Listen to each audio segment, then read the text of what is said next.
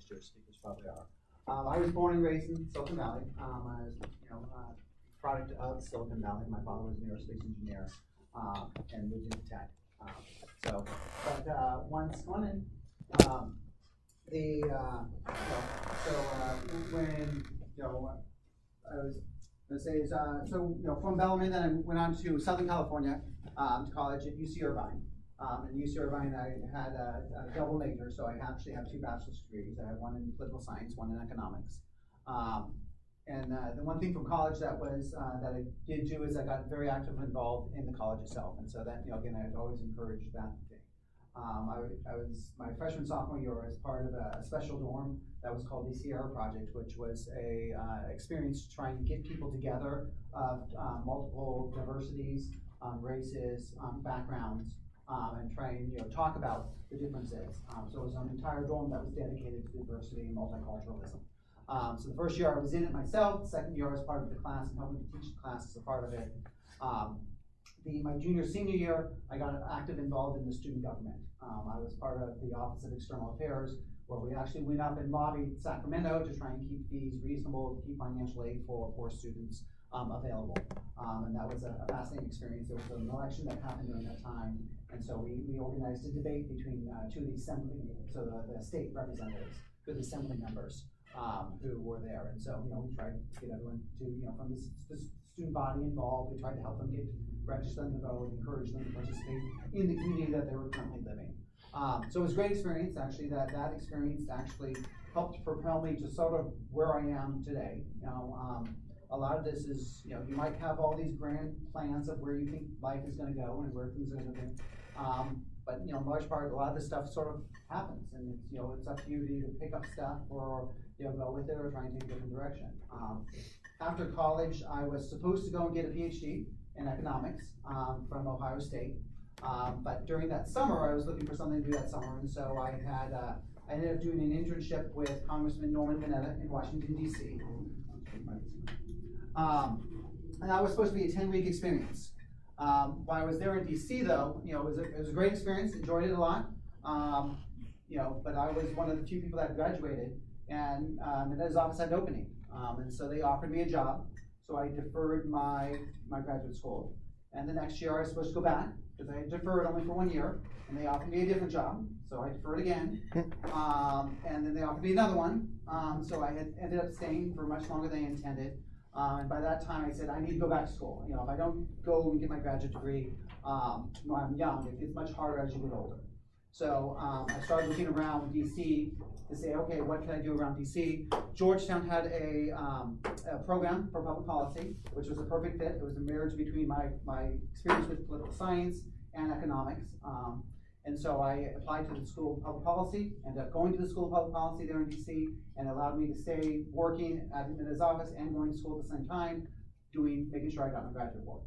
Now, also the first semester killed me because I worked full time and I went to school full time, and so that was tough. Now I was fortunate because in December, Congressman Mineta decided that he was not going to stay in Congress. He decided to take a job in the private sector. So all the people that worked in his office, we lost our jobs. But I was in school at full time, so for me it wasn't that bad. I got to do school full time, and my grades definitely improved. And then at that time, though, a friend of mine was that I worked in Congress with. She got a job at a trade association. So a trade association is an organization that represents companies or interest groups. So this trade association represented high-tech companies. So this is perfect because it was much like representing Silicon Valley in Mineta's office. This was representing Silicon Valley from the company standpoint. So I started working part-time with her and still finishing up graduate school. So I did that for about 1.5 years or so. And once I graduated, they ended up offering me a job, and I ended up working for that trade association. And so it was a perfect mix between the experience with government and the experience sort of with the private sector, and making sure that the Silicon Valleys and the tech companies were properly represented in Congress. Most of my job with that organization was around research. I did their economic research to try and provide them with economic justification for policy work. Why would you enact a specific policy? Why it's important? H-1B visas. Why are H-1B visas important? To try and show them the economic impact of this. And much of lobbying government was about trying to educate them about the effects or impact of things. And so I worked for that organization for about 14 years. But during that time, I did a bunch of different things. I moved up, and the research department I worked for was we helped start it. I ended up eventually running it and becoming the vice president for that. From there, I ended up moving up to the number 2 position in the organization, helping to do the operations of the organization itself. So the president ran the policy of the organization. I ran the operations of the business. And then this was about 2009, so the recession hit about that time. So the president and I ended up organizing a merger between our organization and a different one. So we ended up merging 2 nonprofit trade associations, which is actually not as easy as it sounds. The nonprofits are not like for-profits where you can just simply buy them out. You actually have to convince the boards and others to do things. And there was a very interesting experience that I had, which was there was a guy in the other organization who was one of the VPs in the other organization who didn't want this merger to go through. He looked at this and said, okay, I'm going to lose my clout, being part of a larger organization. I'm not going to be at the same level as I was. I'm going to have a larger board and other people I don't know I'm going to have to report to. And so he wanted to kill the deal. And so one of the issues was when we first started going through it, he came up and found issues with it. And trying to smooth things over with this person was, one of the first obstacles of trying to deal with this. We eventually got the organization merged, and so we ended up working for a new organization. Now, part of this is I'll stop here because, you always think that a job path is linear. And that might have been at one point where you had the linearity where you'd start at the bottom, you move your way up, and you move your way up, and you'd be constantly going up in an organization. I think nowadays it's not as common to, you might have some of that linearity to things, but it's also, that's not always going to be how it happens. And there's lots of examples. My brother's done the same thing where you go up into become management, and then you might go step back down and be, a project manager, or you might go back and do programming. And that's what my brother ended up doing. He went back to do programming. In this situation, when we merged into a larger organization, I was number 2 in my organization, but the larger organization, I ended up taking over a business unit, not running the organization. So, there's things that happen that, you sort of roll with the punches of it. If we, as part of that organization, we went through the recession. The organization continued to have some issues, and we struggled a little bit. So we ended up merging with an even larger organization. Eventually, long story short of it is that my unit continued on for another year within that organization. At this time, though, I looked at sort of my own life, and I had kids at the time, and I made a step that was a nonlinear step. I decided that I was living in DC. I lived there.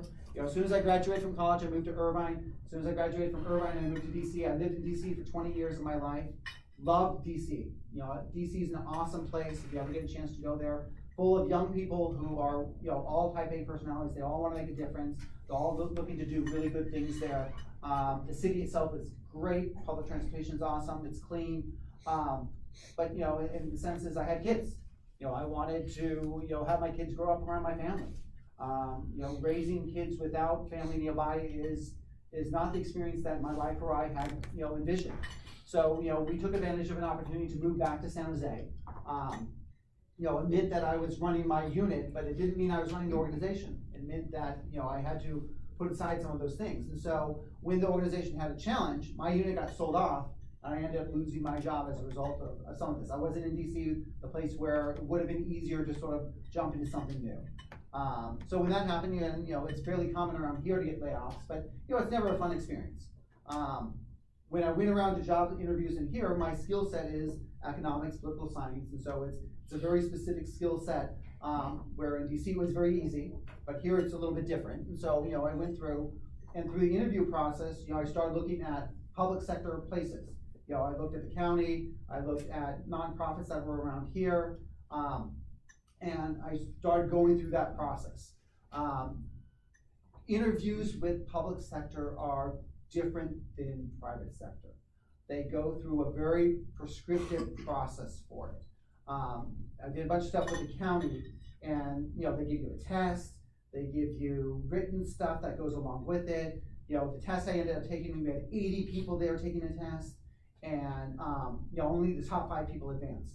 So then, you know, basically, you know, the county called me back, and so I started following the same 5 people around to interviews, to, you know, at the sheriff's office, at the registrar of voter, at Social Security, and the same 5 of us were sort of going through these jobs, and they would ask you questions like, what do you know about Child Protective Services? And I would say, I don't know anything about Child Protective Services. I can tell you about the legislative process, I can tell you about economics, you know, but they, you know, that was their process. They would call you. I ended up taking an interview with the airport. The job that I interviewed for was in the budget and finance division. The job that itself was one that I probably would not have taken had I known more about it. Again, an interview process is a two-way street. You're interviewing them at the same time as you're being interviewed. So as I learned more about the job, it was not one that was entirely appropriate for me. But at the same time, the people across the table looked at me and said, this job is not entirely appropriate for you. So they said, but we do have a job that we would love to have you in. And so this is where, you know, the importance of taking an interview. Had I gone into this interview and just immediately said, no, this job's not for me, I'm gonna like blow this off and not do it, I would have never known about this other opportunity.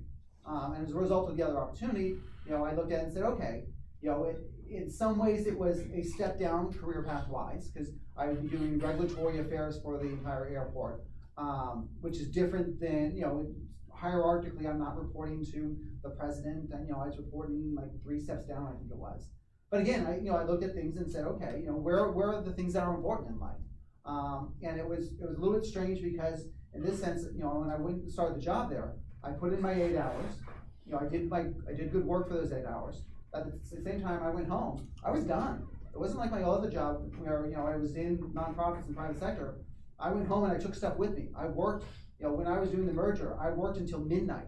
And I had kids at the time. So, you know, this was great. I got home and I'm like, okay, my family's here. I can enjoy this. The nice thing is that, you know, I was with them for about a year. And, you know, I was getting pulled to special projects because they knew my background. You know, they knew what I'd done. And I ended up getting a promotion, and now I do work for the director. I run one of the departments and divisions there. My division is in charge of government affairs.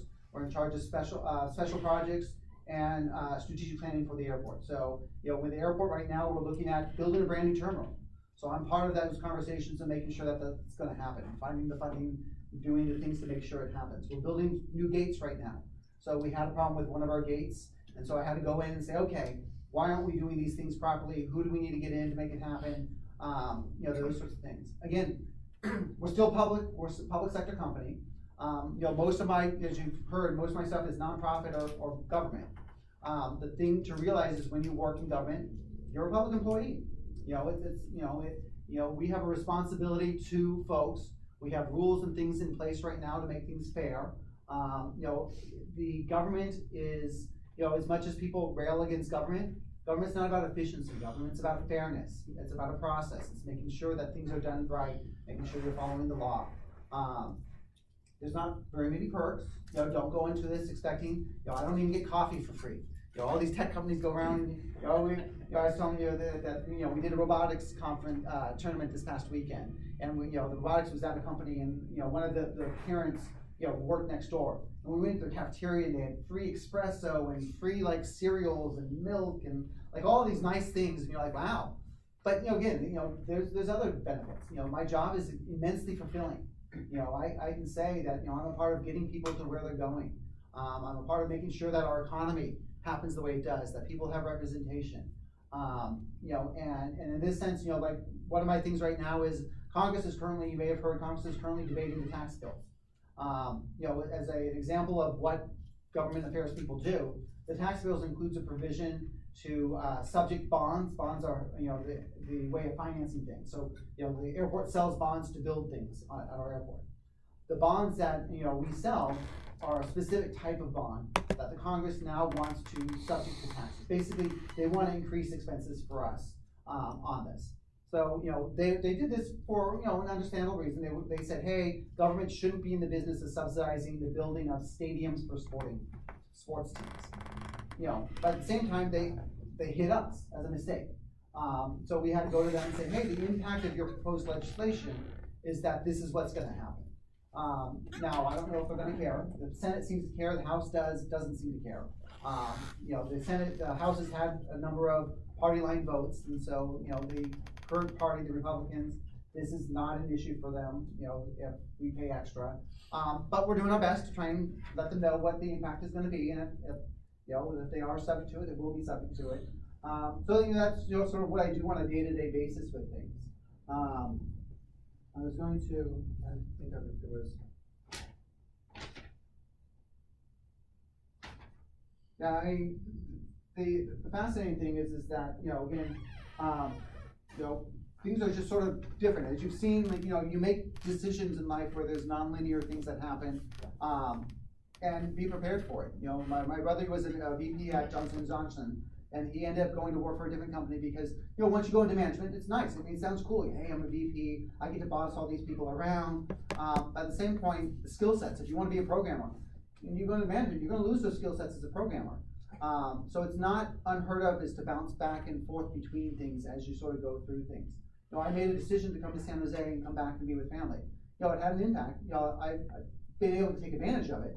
And it's all different now though. But public sector is great. People are really nice. There's regularity to it. The new job, I still got to, I was at work until 9 o'clock last night.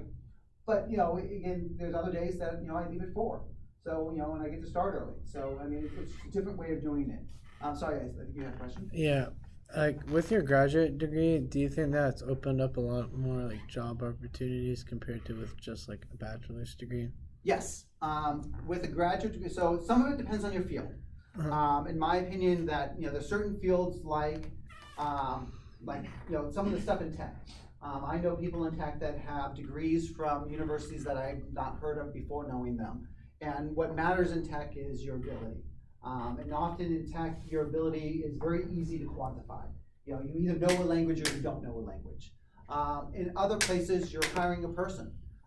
In my field of public policy or public sector, or even economics, sort of who you are it makes a big difference. So I'm sure that my position in large part, going to Georgetown, a well-known school, getting a graduate degree, having 2 bachelor's degrees, all are important things that go along to helping to sell who I am and my capabilities that go along with it. So, okay. So I was curious, you mentioned that you got internships and then you get jobs and then you got a lot of job offers throughout that process. Do you have any tips, I guess, for essentially kind of standing out during those kind of trial periods to get those offers and keep going with those offers? Yeah. During the interview process, so I have a bunch of sort of career tips and interview tips. So the interview tip, some of the easiest ones is practice. Interviewing is it's a skill set that you practice. It's not something that is nicely innate. It's an unnatural process. It's not normal that you go through this question and answer period of things. And so some of it's just practicing some of the things. Some of it is be aware, go and find out what type of questions they're going to ask you so you can be prepared for it. One of the typical questions they ask, and again, when I started going through my interview process after getting laid off, one of the questions they love to ask is, where do you see yourself in 5 years? So one of the first times they asked that, I flubbed it. I answered, I don't know. I said, I don't know what the next stage is, but I picture myself maybe getting promoted onto the next stage. And of course, when I said this, the guy in the room is the guy whose job I would be taking if I did that. So, in reality though is, where do you see yourself in 5 years? You never know. So, you be honest about it and say, look, I want to spend 1 year focusing on my job I'm doing right now. Then I can actually be good at it. Then I want to spend another year doing the job well to make sure I know enough about it to expand it. And after that, then once I know the job and once I know what I'm doing, then I can learn from it. General other career stuff, I sort of wrote down a few things, which is, show up. And show up early. When you came to an interview, don't show up on time. Show up early. When I came to meet you guys here, I was outside the door. It's amazing the number of times just showing up to things makes all the difference to things. Participate. When I was in school, I often would sit at the front desks. At first I did it because I knew it would force me to stay awake. It forced me to pay attention. But I met one of my best friends from college. he sat next to me, and because of that, we became friends with it, but we always paid attention as part of it. And doing that, again, same thing at work. When you do that, you can sit in the back of the classroom and you'll be forgotten, but if you sit in the front and participate, you're there. Be positive about things. When you look at things, don't be negative Nanny or look down and be pessimistic, because no one wants to work with someone like that. And that's actually, it was interesting here, you guys have actually presumed good intentions. And I actually put the same thing sort of down here, is assume the best from people. You're gonna email people, you're gonna text people, and email is awful because it has no tone. You don't know what the person on the other side, you don't ask, you have a one sentence thing that might seem sarcastic, that might seem like they're might be negative.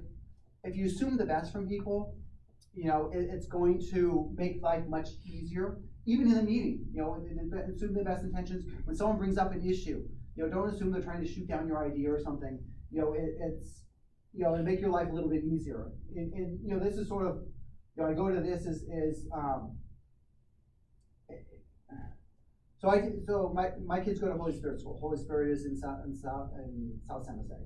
And as part of that is that each Sunday they have what's called Children's Liturgy of the Word. They take the kids out of church during the gospel part so that the kids can understand the gospel better and we can have a conversation. So I teach one of these classes once a month. And so one of the classes a month ago is basically they go in and they ask Jesus, what are the most important commandments? And I'm not really religious, so again, it might seem strange. I believe in the teachings of all this stuff, and he says basically, love God, love your neighbor. Everything else is subsumed into those two things. And when you look at it, assuming the best of intentions, that's loving your neighbor. If you assume the people that you're with, it's strange to bring this up in a career setting, but if you assume that the people that you're working with all have good intentions and are all doing this, with the best of intent, you're not going to ever look at something and say, okay, this is an adversarial relationship. This is a collaboration. And that's what most things nowadays is, collaboration amongst things. It's collaborations of teams, collaborations of working together. It's making sure those things, all happen as a team. At the airport, I know this much of the operation. There's this much that goes on. I know my scope and limitations with it. Same thing at all works. Everyone has their specializations. And if you realize that, you understand, okay, I know my area, I don't have to assume I know everything as part of it. So, again, and that's half the way. Most of the promotions I got is nothing more than my looking at things and saying, okay, instead of saying no to somebody, you say, okay, yes, how can I do that? Look for a way to say yes to something. Again, it doesn't mean you say yes to things that are unethical or unmoral, but if it's a project that can be done, you can look and try and say, okay, can I do this in a better way? So I'll sort of stop at this stage and see if you have other questions about it. I think I'm running against timelines as well. I think it was really interesting to hear you talking about going to school full-time and working full-time. Yeah. Tell us maybe about how you managed that reality. Especially as some of these guys are looking with college in sights, right? And, not doing anything. But, some folks, myself included, I had to work during college to be able to pay for college, right? So how did you manage that? I was fortunate because the Georgetown's classes were mostly in the evening, so I could work during the day and not have it be an issue. But basically, I accepted I had no life. My weekends were spent with books and studying and catching up on things, and I tried to prioritize things. There was times I didn't get chapters done, but it was, basically I sort of said, okay, for this period of time, I'm not going to be going out, I'm not going to be partying, I'm not going to be seeing friends. This was my priority. Basically, you set a priority for it. You say, this is what you're going to be doing. And there's times you go in hindsight, okay, I wish I would have done this there differently in college where I would have paid more attention. Bellarmine here is, I took Latin as a language. If I had it in hindsight, I would have taken Spanish. And in large part, that's just a personal issue, which is my wife is Peruvian. I met her when she was in grad school in London. And my kids, we're raising them bilingually. My Spanish is all stuff that I spent a summer in Bogota, Colombia. It's all self-taught stuff that has happened since then, and I'm terrible with languages. So my Spanish is enough to be dangerous, enough to make you think I actually speak it, and then you actually start speaking to me, and I'll lose you. So I can do hot dogs on the street, is what I can say. but again, things like that, where you realize you don't realize, how you're, what you'll need later in life. And so, paying attention and again, being present is a part of these things. And I know it's harder nowadays. I mean, I deal with these challenges with my kids. There's electronic devices that are so willing to distract us from stuff. It does take discipline. I mean, for us ourselves, and that's what you need to do in, going to college. You're going to be managing that yourself. The great thing about Bellarmine is it's giving you some of these skills. I countlessly hear about what it means to be a Bellarmine grad. Again, my kids go to Holy Spirit, so I hear about, all the kids there go into the other Catholic schools. A friend of ours went to MIDI, and her daughter's dating a Bellarmine boy. And she cannot say enough about how well behaved Bellarmine is, how well behaved the child is. He checked with the mother before, he started dating her daughter. There's a reputation that goes along that precedes you guys, that you now represent, this is, again, I constantly find it amazing as to how we internalize these things as what it means to be a Bellarmine graduate. And again, you can see it in our mayor, who's a Bellarmine grad. When I was in Congress, we had 8 people who worked in Minetta's office. 4 of them were Bellarmine grads. Granted that, Minetta represented San Jose, but, to have that many people from one high school there, goes to show, the abilities and capabilities of you guys that, again, that precedes you and provides you with an opportunity to do. All right, thank you. Let's give a round of applause.